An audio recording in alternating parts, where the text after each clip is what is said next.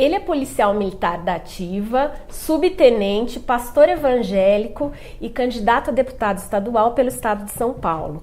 Hoje eu converso com o Wilson Cláudio de Oliveira, o subtenente Wilson. Subtenente, o senhor tem algum projeto que beneficiaria a cidade de Avaré se for eleito na Assembleia Legislativa? Olá, Karina, tudo bem? É uma honra estar recebendo você aqui para essa entrevista. Eu também cumprimento a todos aqueles que estão nos assistindo através do seu canal. Eu fico assim muito grato mesmo pela oportunidade que você está nos dando de estar aqui conversando, batendo um pouquinho um papo, principalmente acerca das questões relacionadas, né, a essa candidatura, relacionada à nossa política, à nossa gestão aqui na cidade. Bom, especificamente para a cidade de Avaré, o que eu acho que é importante, Karina? Eu acho que nós devemos, e assim como você também deve imaginar, nós precisamos primeiramente ocupar espaço. Por que ocupar espaço que eu falo? Porque, olha assim, qual é a importância de nós termos um representante dentro da Assembleia Legislativa? A importância disso tudo é que hoje, Karina, já existe, e muito pouca gente sabe disso, é uma informação extremamente privilegiada para aqueles que não acompanham a política, de que existe uma dotação orçamentária que é lei no estado de São Paulo, então não precisa fazer acordo, não precisa fazer nenhum tipo de maracutaia, nenhum tipo de politicagem, nenhum tipo de ajuste, nenhum tipo de acerto. Já existe uma verba parlamentar através das emendas para a gente poder trazer exatamente para a região que a gente mora, exatamente para o local que a gente mora. Então, eu creio que é muito importante, diante da dificuldade da Prefeitura Municipal, diante da dificuldade dos cofres públicos aqui da cidade, de nós trazermos esse reforço, trazer esse algo a mais para a cidade, que isso é extremamente relevante e que nós possamos sim ajudar a cidade ocupando uma cadeira dentro do parlamento. E como essa verba é repassada? É por candidato eleito? Como é que ela é efetivamente repassada para as cidades? Sim, exatamente. Como eu comentei com você, dentro da dotação orçamentária já existe um valor destinado. Então, por exemplo, hoje, se eu pegar exatamente o contexto atual, ele está na casa de 12 milhões de reais. Então, eu vou dar um exemplo muito simples para você, né? O pessoal acaba aí fazendo algum relato de todas as emendas parlamentares que eles trazem para a cidade de Avaré, prestação de contas, né, e tudo mais. Eles não trouxeram assim absolutamente nada se comparado a outros lugares, às outras cidades, né? Se comparado, por exemplo, a nossa vizinha aqui, a cidade de Botucatu, em que um representante que tem raízes com a cidade, que tem laços com a cidade, que mora na cidade, trouxe para a cidade de Botucatu. Ele trouxe muito mais emendas parlamentares para a cidade de Botucatu do que juntar todos os deputados que trouxeram emenda e desenvolvimento para a cidade de Avaré. Bem, além de trazer verbas para a cidade de Avaré, o senhor pretende privilegiar a classe que representa, ou seja, os militares, ou todo o povo? Então, deixa eu falar de outro projeto rapidamente, antes de eu entrar nesse ponto específico. Vamos lá, pessoal. A primeira é exatamente da questão da representatividade.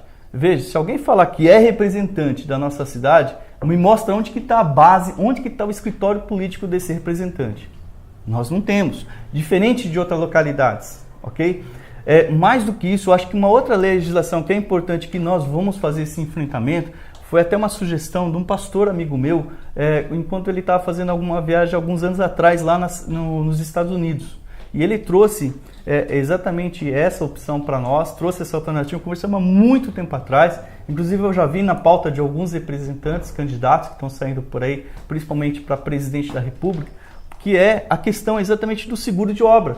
Eu vou citar um exemplo para você, Karina. Nós temos aqui a UPA de Avaré. A UPA de Avaré, inicialmente ela teve um orçamento ali na casa de 2 milhões de reais, se eu não me engano. Era para ter sido entregue em novembro de 2014. E isso não aconteceu. Por quê? Porque não se concluiu a obra, a empresa ela não conseguiu garantir a entrega da obra e teve toda essa dificuldade. Então, faltava mais ou menos 350 mil, 400 mil para se entregar a obra e não foi entregue a obra da UPA no final de 2014. Né? Com isso deu infiltração, furto de fio, depredação local. E aí o que fizeram? Colocaram mais R$1 milhão agora para poder entregar a obra no final do ano. E nada aconteceu. Mas isso é meio praxe, né? Obras inacabadas que consomem milhões. Ah, mas isso aí por quê? Porque é a prática da velha política. Nós precisamos renovar nossa mentalidade política e nossa mentalidade de gestão. Porque as pessoas, elas têm que fazer as coisas pensando em política, pensando em pessoas, ajudar pessoas e não fazer as mesmas práticas que aí estão. Então, essa seria que talvez uma sugestão, uma ideia que nós temos para a legislação do Estado de São Paulo, né? De forma que uma obra, uma vez iniciada, nós possamos concluí-la e efetivamente entregá-la à população, né? Criarmos mecanismos para entregar à população. Agora, a despeito, em relação aos militares, que é o segmento da qual eu faço parte, o que nós precisamos, na verdade, é equalizar algumas coisas muito simples. Não sei se você sabe muito bem, você tem essa formação em direito, que existe na CLT mais de 50 direitos trabalhistas. Mais de 50. E os militares, ele tem apenas 4 desses mais de 50 que existe aí. Certo? E outra coisa, por exemplo, um profissional, um advogado, né, da Ordem dos Advogados, ele tem um estatuto para preservar a função dele, para preservar a profissão dele. Então, coisa que o policial militar, que ele mexe com as duas coisas mais importantes do ser humano, que é o direito à vida e o direito à liberdade, ele não tem um estatuto para resguardar a ação dele exatamente no exercício da sua profissão. Existe alguém que tem esse projeto de fazer um estatuto para os militares, para preservar os direitos dos militares? Dentro, da verdade, da Assembleia Estadual, nós não temos ninguém, nós não temos nenhum representante. Aliás, a Polícia Militar do Estado de São Paulo, ela é uma das poucas instituições ainda das polícias militares do país que não tem o seu estatuto. Então, por isso que esta também é uma das propostas para efetivar e para ajudar exatamente o exercício da nossa profissão. Numa das propostas da sua campanha, o senhor fala a respeito de instaurar uma cultura cristã, porque vem sendo difundida uma cultura marxista. O que seria essa cultura cristã? Então, a cultura cristã não é essa sensação, vai ter que todo mundo ser doutrinado no evangelho. Não é nada disso. Mas a cultura cristã, ela ressalta algumas características e alguns princípios que são inalieáveis da vida do ser humano. Quais são elas? Por exemplo, o direito à vida, o direito à liberdade, o direito de escolha, né? Não sei se você sabe, por exemplo, existem muitas culturas no mundo que a mulher, ela não tem direito. A mulher, pelo contrário, ela é até tratada exatamente como um segundo plano, renegar segundo plano, né? Que são culturas diferentes da nossa. E é engraçado, muita gente aqui no Brasil ainda querer defender a vida dessa cultura para nós. Já a cultura cristã, o que ela faz disso tudo? Ela democratiza. Tá? Uma das coisas que ela traz é exatamente valorizar exatamente a mulher. Então, quando a gente fala de impregnar a questão da cultura cristã, é trazer um debate, trazer reflexão. Então, hoje, muita da legislação que nós temos, ela trouxe no seu bojo princípios que foram extraídos exatamente de princípios cristãos. E que aí a gente está com uma sociedade, para quem vive na sociedade, isso é de extrema relevância. Mas já existe a Constituição para garantir todos esses direitos básicos, não? É verdade. Estatuto do Adolescente, Sim. Lei Maria da Penha, enfim, que garantem esses princípios e direitos básicos do ser humano, da mulher, da criança, do adolescente.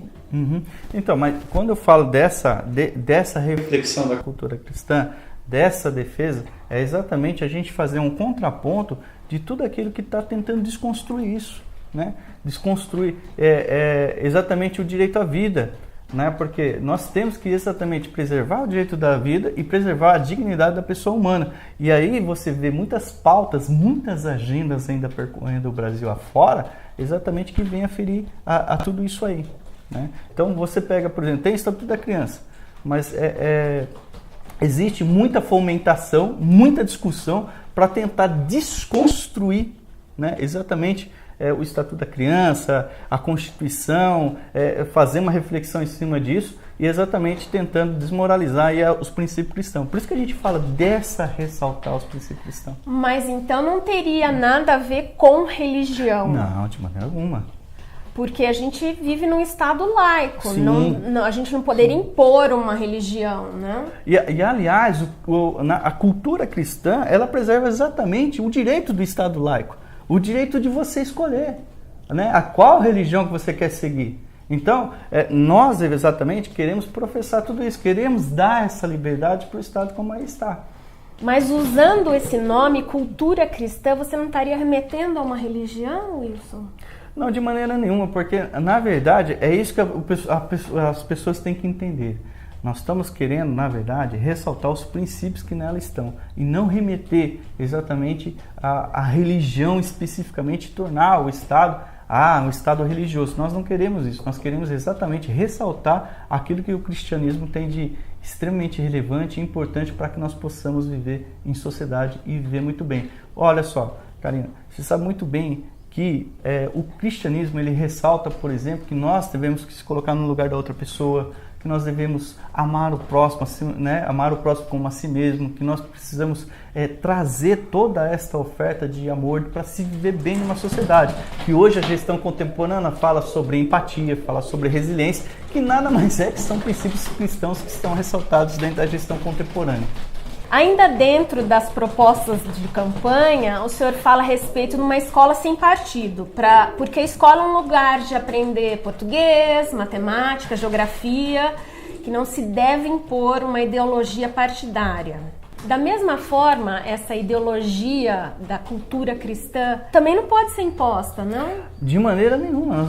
Nós não estamos falando de fazer uma imposição, até porque a cultura cristã ela não impõe nada para ninguém. Ela te dá a livre escolha, o livre-arbítrio, né, de você exatamente fazer as suas escolhas necessárias. O que nós estamos fazendo esse contraponto, porque eu passei por isso enquanto estudante. Né? Eu fui líder estudantil aqui na cidade de Avaré, eu fui diretor da União Brasileira dos Estudantes Secundaristas, que fazia parte ali, né, com uma parceria muito grande na Uni, né, antes de eu entrar na corporação. Então a gente sabe exatamente a massificação que tinha em relação a impregnar no meio, né, acadêmico, e isso está muito incutido hoje no país, essa questão do marxismo cultural. Então nós precisamos romper com tudo isso, né? Porque o marxismo cultural hoje está reportando as pessoas a estar entrando num conflito meio difícil de se lidar, né? As pessoas elas estão tendo essa dificuldade de se lidar com tudo isso e acaba exatamente gerando aí uma guerra, uma coisa assim, né, de defesa, de ideologia, defesa daquilo, enfim. Mas esse marxismo cultural foi uma teoria da conspiração criada para combater, a direita criou para combater alguma coisa, a esquerda, vamos dizer, a suposta esquerda. Hoje em dia ainda existe direita e esquerda? Karina, você já foi, por exemplo, numa universidade hoje, já tentou debater no campo de ideias? Porque o respeito mútuo é você dar a liberdade da pessoa conversar, a gente debater, a gente procurar um entendimento científico. E assim não acontece nas escolas hoje. É só você andar, por exemplo, nas universidades que estão aí no país, você andar nas escolas do país, você vê realmente as coisas como que elas são colocadas. Elas não estão dando espaço para que você tenha o respeito pelo próximo. Virou uma guerra de ideias? Virou uma guerra. Não, mas é que tá. Mas se virasse uma guerra de ideias e o debate fosse no campo de ideia, né, seria até louvável. A questão é que está para o radicalismo. Existe um radicalismo e exponencial. Você que está nas redes sociais, você é prova disso. As pessoas elas estão fazendo um radicalismo exponencial tão grande, mas tão grande, elas não checam a informação, elas não trabalham, não trazem um cunho, uma ótica científica para um determinado assunto. Ela parte para um radicalismo como se fosse assim religião, né? Com um fanatismo partidário. Eu vou citar um exemplo para você. Quando eu fiquei sabendo que eu sairia candidato a deputado estadual, eu conversei com algumas pessoas. Teve um menino que eu admiro muito nessa cidade. Eu tenho muito apreço por ele, tenho muito respeito por ele. Poxa, ele não quis conversar comigo. Por uma questão de posicionamento partidário. Eu falei, filho, mas você está tendo o mesmo comportamento de tudo aquilo que a gente está combatendo. Isso para mim parece um paradoxo. Entendeu? Então, na verdade, a gente precisa entender que nós temos que nos colocar como uma alternativa para trabalhar pelas pessoas. O momento da minha candidatura ela é extremamente oportuna porque nós queremos fomentar e trabalhar pela cidade de Avaré. Né? Você acha que as pessoas têm que ouvir mais umas às outras? Mas não tenha dúvida. Né? Não só ouvir mais umas às outras, que eu acho que isso é extremamente relevante, como também tem que pesquisar um pouco mais. Eu vou citar um exemplo, né? Voltando à questão da rede social.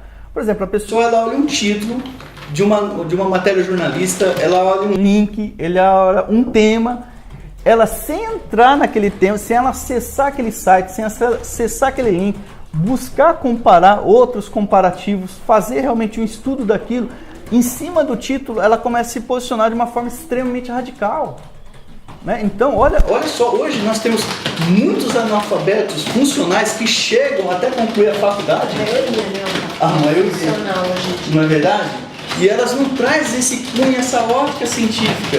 Por quê? Porque existem coisas que são inalienáveis. Não tem como você falar que, olha, se eu jogar, por exemplo, esse copo aqui, se eu soltar ele, ele não vai cair para o chão. Então são coisas inalienáveis, não tem como. Né? E aí as pessoas, em vez de trazer um cunho científico, ela traz um radicalismo partidário, um radicalismo extremo. As pessoas querem discutir sobre assuntos que elas não entendem. Elas nem procuram saber a respeito. Precisa exatamente. Isso que causa o radicalismo? Isso, é exatamente isso que nós estamos falando, né? Das pessoas estudar um pouquinho mais, olhar um pouquinho mais, ter calma, né? A gente vê que o ânimo das pessoas está muito aflorado, aí a pessoa pega um texto, né, e aquilo serve de pretexto para fazer várias acusações sem olhar um todo, né, sem buscar outras informações interessantes, sem se posicionar, fazer a empatia, se colocar no lugar da pessoa, sem olhar, fazer o olhar fora da caixa, né? Ele se posicionar, ter uma visão maximizada, uma visão amplificada daquela situação, né? As pessoas elas estão muito realmente afoitas, né, nos seus posicionamentos. E foi um dos motivos, quais os motivos que te levaram a se candidatar a deputado estadual? Isso, Karina, é importante que as pessoas saibam e que as pessoas entendam. Eu não sou candidato profissional, eu não sou político profissional, eu não tinha a menor pretensão de entrar exatamente nessa situação da política. Eu sempre gostei, né? Eu fui líder estudantil aqui na cidade de Avaré, nós tivemos um importante momento, foi bem na época do impeachment do Collor, nós geramos um patrimônio eleitoral na época, né? Mas depois disso eu entrei na minha carreira polícia militar, foquei na minha carreira, me converti ao evangelho, fiz curso, fiz faculdade na parte de bacharel em teologia, fui até o posto de subtenente, né, graduação de subtenente na Polícia Militar, focado na minha família, focado na minha carreira, focado na minha igreja, ok? Então, esse momento foi um momento extremamente da oportunidade. Por quê? Primeiro, na verdade, assim, quando o presidente, o Jair Bolsonaro, né, o candidato a presidente, ele estava renovando a sigla aqui na região, ele estava à procura de uma pessoa que pudesse ajudar juntamente com a sigla. Então, eu até brinco com as pessoas, né? A pessoa fala, você está apoiando o Jair Bolsonaro? Eu falo, não, ele que me descobriu, né? Ele que me convocou. E aí, olha só, eu não tenho uma situação financeira abastada, eu não sou uma pessoa publicamente reconhecida, né? Não sou conhecido publicamente, eu não sou uma liderança política, né? Mas algo chamou a atenção dele aqui, algo chamou a atenção que ele chegou no meu nome quando ele veio aqui fazer essa reformulação, principalmente na cidade de Bauru no começo do ano. Nós começamos as tratativas daí então com a executiva estadual. Aí eu falei, poxa vida, por que não? Primeiro porque Avaré e região é um lugar que as pessoas só vêm captar votos e não olham com carinho para a nossa cidade, né? Vem exatamente para captar votos, então a gente fica esquecido. A gente vê que as pessoas estão desistidas, elas estão assim com descrédito, desmotivadas, elas estão desanimadas politicamente. Acho que no país todo, né? No país todo, não é verdade? E é engraçado você falar isso, porque a minha maior dificuldade não é que as pessoas agreguem a nossa campanha, as pessoas entendem a causa. E outra coisa, quando a pessoa fala assim, eu vou te ajudar, eu falo assim, não, peraí, só um pouquinho, eu não estou precisando de ajuda. Não é a mim que você vai ajudar. Nós temos uma causa. A causa, primeiramente, é olhar pela nossa cidade. A causa é trazer a fomentação política para a nossa cidade e o desenvolvimento que a nossa cidade sempre precisa. E a gente sabe que como a prefeitura ela não consegue pelas próprias pernas fazê-lo, nós estamos tentando, através desse viés da força de um eleitorado, de um patrimônio eleitoral, buscar, junto ao governo estadual, junto ao governo federal, exatamente os recursos e os mecanismos necessários para a cidade. Além do que, como eu falei, Karina, nessa questão da minha candidatura, eu não sou político profissional, não sou candidato profissional. As pessoas falam, olha, você tem que ir atrás de empresário, atrás do pessoal te ajudar nessa campanha. Eu não estou indo ajuda atrás de ninguém. Eu recusei do partido fundo partidário, eu falei que não quero nem um centavo, apesar que o próprio presidente Jair Bolsonaro, o Major Olímpio, falou, ó, tá, nós não vamos usar o fundo partidário dentro da sigla, tá? Então, nós estamos recusando o fundo partidário. Eu, particularmente, sou assim contra, porque eu acho que ele é uma afronta contra aquele que é contribuinte, pagador de imposto, porque o dinheiro é do contribuinte, né? O dinheiro não é do partido, é uma imoralidade que fizeram esse fundo. Então, como é que você vai fazer? Você não vai pegar dinheiro para... Simples, eu não vou pegar dinheiro para fazer campanha, porque na política, se eu fizer da mesma forma, então não preciso entrar lá. Já tem o pessoal para fazer do mesmo jeito. O que nós precisamos dentro da política é de pessoas vocacionadas e que possam inovar, que possam realmente fazer a diferença.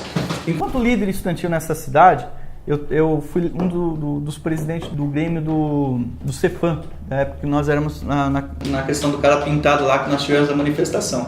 E talvez um dos maiores legados que nós deixamos para a cidade foi exatamente o prédio onde está a diretoria de ensino. É lógico, juntamente com outros políticos locais, mas por conta de um patrimônio eleitoral de estudante, então um jovem, de família humilde, sem um centavo no bolso, por conta da força do povo, que representava o povo, nós conseguimos deixar um legado para a cidade que foi exatamente o prédio que é a atual diretoria de ensino.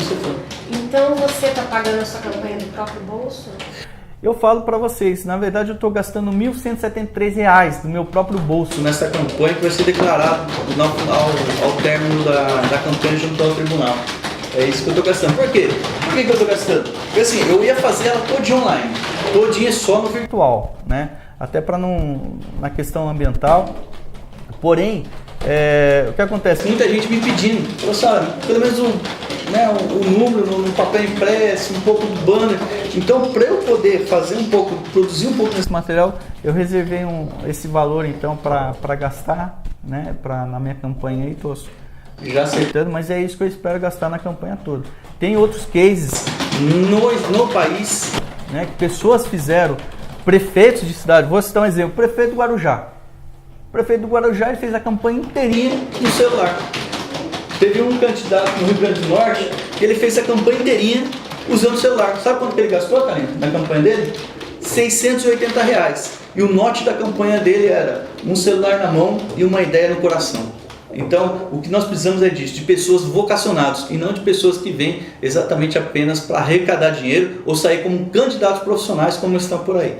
O que nós temos hoje? Nós temos, eu particularmente, por que eu me meti nessa situação toda? Primeiro, pela convocação. Segundo, tem a segmentação da Polícia Militar. Nós temos aí o pessoal que entendeu a causa e que vai estar trabalhando aí pela nossa candidatura. E mais o pessoal da região que entende a causa, que está aderindo. Eu estou tendo experiências assim maravilhosas. As pessoas me chamam, por exemplo, no inbox do Facebook, elas conversam comigo, elas entendem a causa, tem esse bate-papo, essa reunião, elas querem gravar vídeo e tiram selfie e falam, olha, Wilson, eu entendi o projeto, vou trabalhar para você. Então as pessoas estão de forma muito espontânea aderindo. Isso tem sido para mim muito gratificante. Eu não sei o que vai acontecer dia 7 de outubro, mas eu já estou muito feliz, porque as pessoas que entendem a causa, elas estão aderindo muito tranquilamente e elas estão assim me deixando constrangida pelo carinho, porque realmente tem pessoas que não desistiram, que não desistem, que amam a família, que tem paixão por Avaré e que vai continuar lutando pela cidade de Avaré.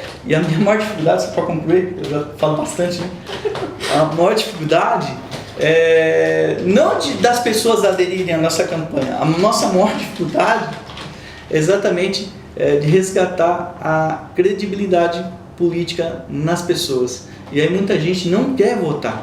Muita gente fala assim, eu não quero saber, eu não quero votar. E isso tem que ser respeitado também, porque as pessoas elas estão feridas, elas estão magoadas. E isso a gente tem que entender, porque foi o legado que esses políticos fizeram, a velha política deixaram para a nossa população. Bom, para a gente encerrar, Subtenente Wilson, conta pra gente... Não vou falar gente não, né?